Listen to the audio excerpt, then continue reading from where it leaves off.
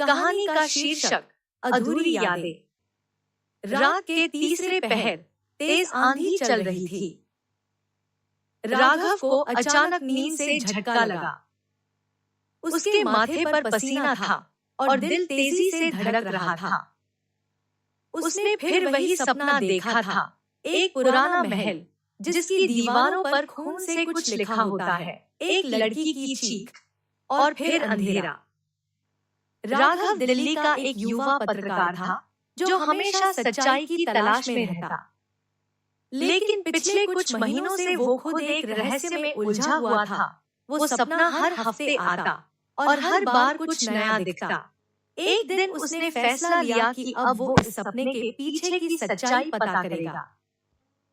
सपना जिस महल की तस्वीर दिखाता था, वैसा ही एक महल उसे राजस्थान के एक पुराने गांव कल्याणपुर में मिला।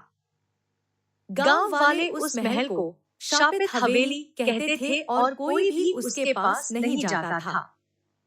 राघव ने वहां जाकर रहना शुरू कर दिया। पहले दिन से ही अजीब घटनाएं होने लगी। रात को किसी के चलने की आवाजें, पुराने दरवाजों का अपने आप खुलना और बंद होना।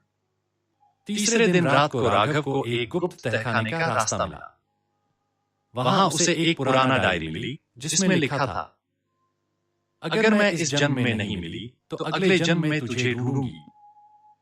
उस डायरी पर नाम लिखा था रूपा। राघव के दिल में कुछ अजीब सा होने लगा।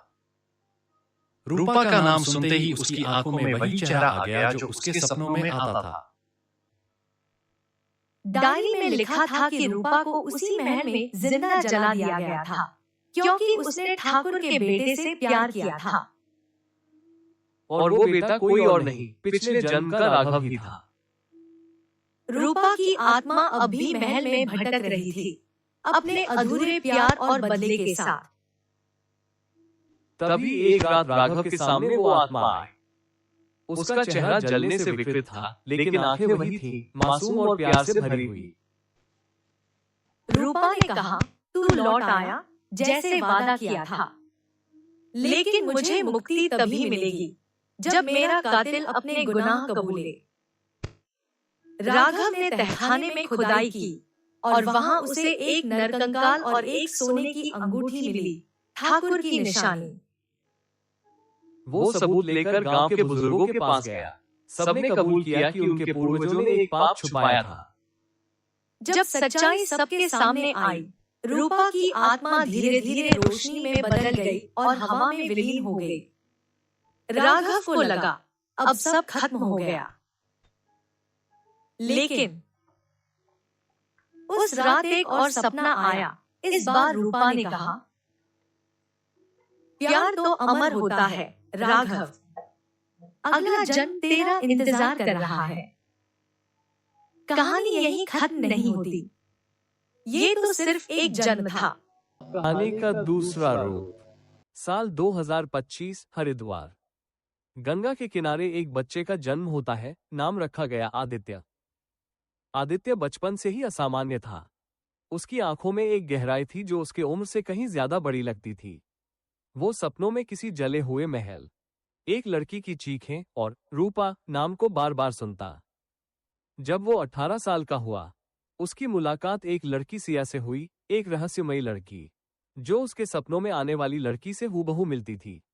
लेकिन सिया को आदित्य से मिलने के बाद अजीब डर लगने लगता। वो कहती, तुम्हारी आंखों में कुछ जाना पहचाना सा है, लेकिन साथ ही कुछ डरावना भी। एक रात आदित्य को एक अनजानी शक्ति महल की ओर खींचती है। हाँ, वही महल जो उसके पिछले जन्म का हिस्सा था। लेकिन अब वो महल एक हेरिटेज होटल बन चुका था।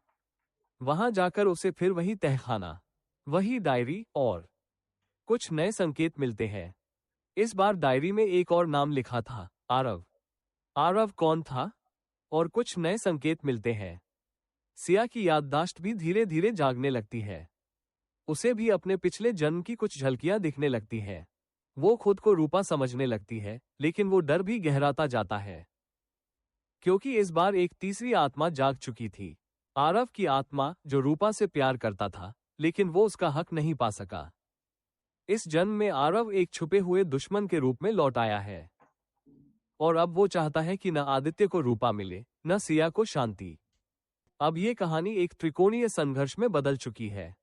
प्यार, पुनर्जन्म और बदले की तिकड़ी में उलझ चुकी आत्माएं, जो हर जन्म में एक दूसरे से टकरा रही हैं।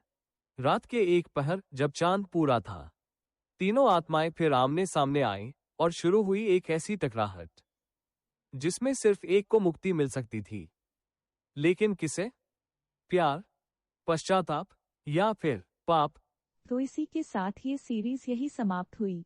इस वीडियो को लाइक कर कमेंट में बताएं कैसी लगी कहानी, और आप हमारे चैनल को सब्सक्राइब कर ले ताकि ऐसी कहानियां मिस ना हो जाए। मिलते हैं अगले मजेदार कहानी में।